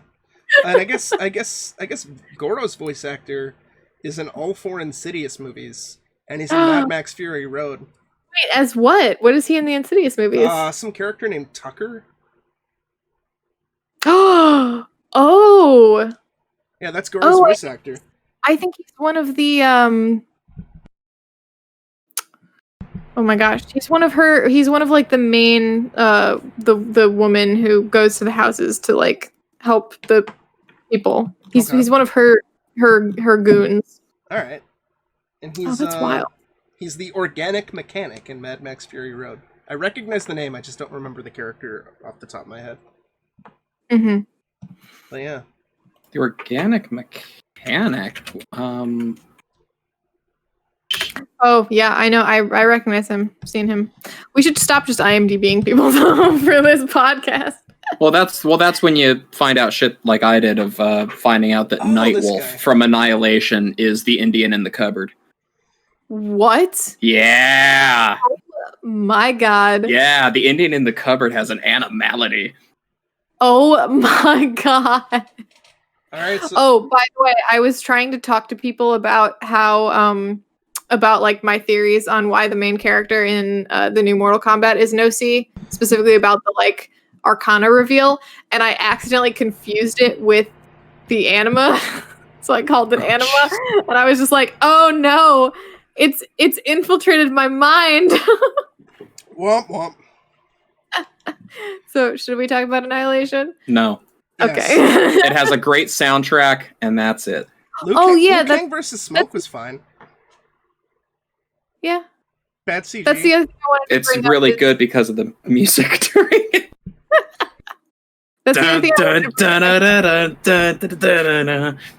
I felt like the soundtrack for the original was a little bit generic.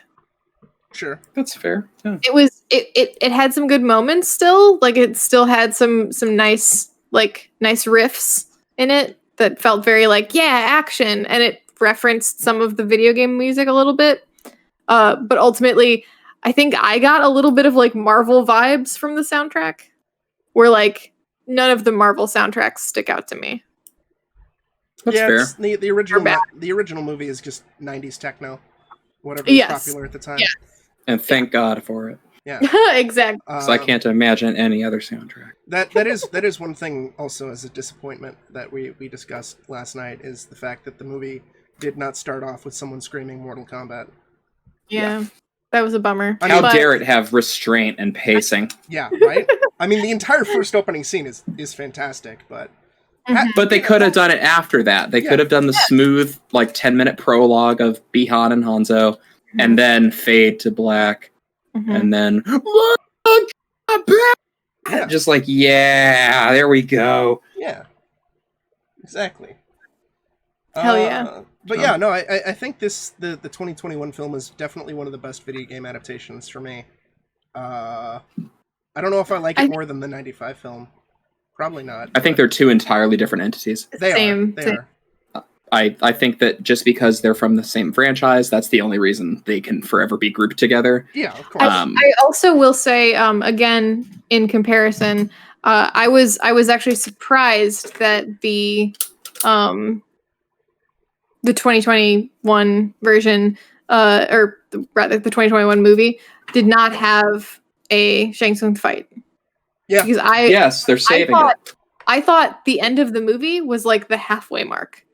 That's how like fast it felt to me, where I was like, oh, this is actually like this is the finale. So what you're saying is you wanted the 4-hour Snyder cut. Yes, I'm saying release the Mortal Kombat Snyder cut. Is That's what I'm 4-hour saying. That's what I thought you meant. Cut, or however I pronounce the director's name.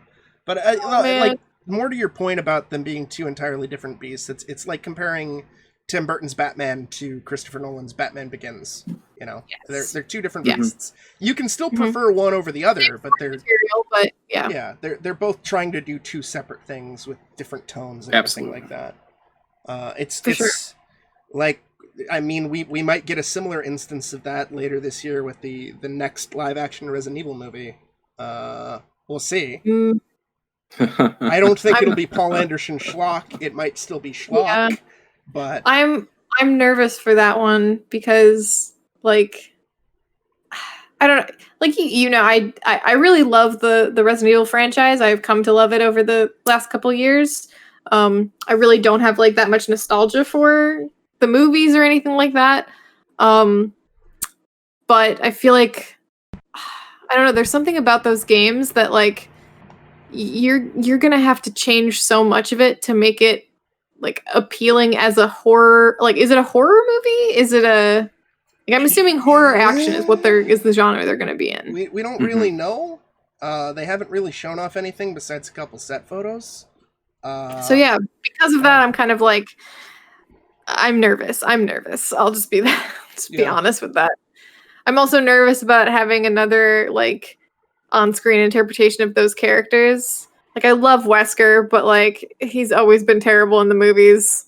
He's been terrible in a lot of the games too. Because he's an absolute cheeseball villain. Exactly, and it's great, and I love it. And I'm like, I want that, but also, how do you put that in a serious horror action adaptation? You don't. You don't. That's the. But he's in it. He's in it. So what do you do? I don't know. He's some Dane. He's some Dane. I am more worried with the new Resident Evil movie because based off of the description and the casting, it sounds like they're fusing both the stories of Resident Evil 1 and Resident Evil 2. And I'm like, that's a pretty big cast of characters to bounce from between two different settings and two different. Is Chris Redfield? Yeah. Oh no. Yeah. Yeah. I'm scared. I don't have high hopes, but yeah. Arrow. Oh god. I think he's from Arrow anyway. Maybe that's just Steven. Oh no, he was in The Flash. Same difference, whatever. Yeah, it's the same shit. Yeah, I don't know. Like, we'll see. I mean, we're totally gonna watch it, especially because hopefully COVID will be done by then. Of course, we're gonna watch it. It'll be, and then we'll talk about it. It'll be great. But okay, yeah, I'm sorry for calling you some Dane Tom Hopper. He's actually from England. I don't know why I thought he was Danish. Womp womp. I'm so sorry. Because he's from Black Sails. That's why. I get it. Oh. I get it now. But I'll just say in closing, you know, you can't compare the two movies beyond that they're from the same root franchise. I think your Batman comparison is perfect. That's exactly the way we need to look at these. Mortal Kombat 95 gets 8 clapping Frenchmen out of 10.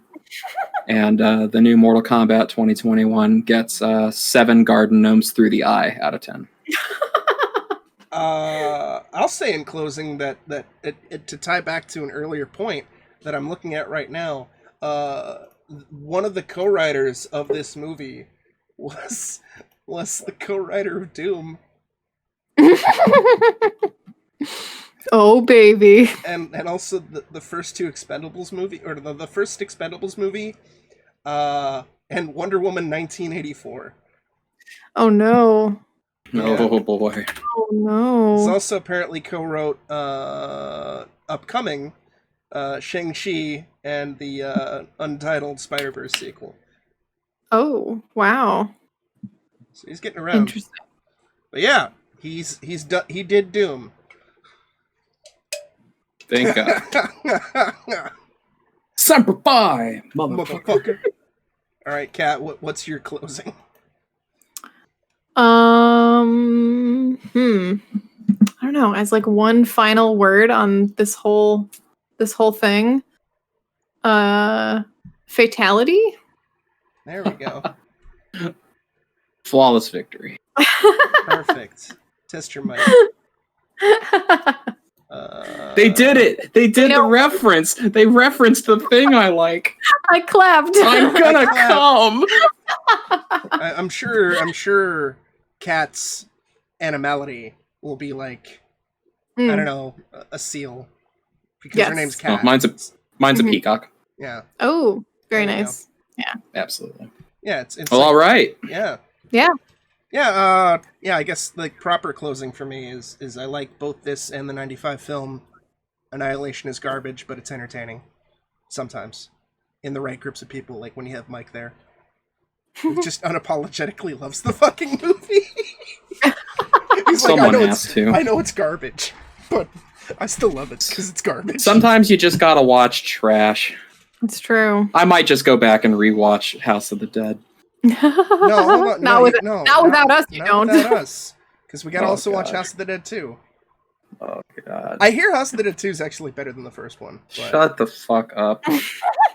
Lee, after saying multiple times, we're almost done with this chapter, you don't get to tell me to shut the fuck up.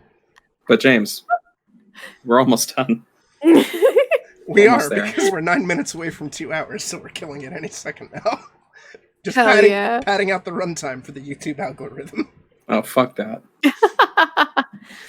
All right. You suckers, you've made it this far. Well, I think instead you should have just said, suckers! Suckers! All right, so I guess that'll do it. So yeah. Gooncast signing off. Gooncast signing off, and yeah. Yep, you can damn it, you can catch us on Twitch at Saber0307 for Mr. Saber's lovely streams of horror, retro, and all manner of goon hack fraudery. And soon to be Valley Jester at Twitch, and maybe the Attack Cat if she ever fucking streams Nancy Drew. God damn it! Yeah, no, don't worry about it. No, I got a lot of nothing to do, as noted in my intro. Listen. Well, we'll keep peer pressuring Kat into we will getting her stream back. We're gonna do it. There you go. We're gonna do it. Yeah, you can catch my shameless plug over at twitch.tv/Valley Jester. I'm going to be getting things started either tonight or tomorrow. I'm going to be starting off with a playthrough of The Adventures of Van Helsing, which is a wonderful ARPG with lots of gothic flair. Nice. And you can catch more of my stuff at my website, www.leealdercreative.com, which is actually going to be updated soon. I have a piece coming up, a deconstruction of Lovecraft and why it is near impossible to translate his material from book to screen. Awesome. Cool. And I think next time... Next time we get together for one of these things, we gotta pick a time for us to do it, the watch, but it's gonna be erased. Hell yeah! This is gonna be a me podcast. I know absolutely nothing about it, and I want it that way. So neither of you tell me anything. I want to go in completely blind. I've never seen it, so I know nothing about it besides the fact that I'm going to make my inevitable erased harder joke. God damn it. Zipping the lips. I am hoping you guys will really enjoy it. Yeah, it'll be good. Yeah. All right. So everybody take care, and obligatory Mortal Kombat reference. Bye. Bye. Bye.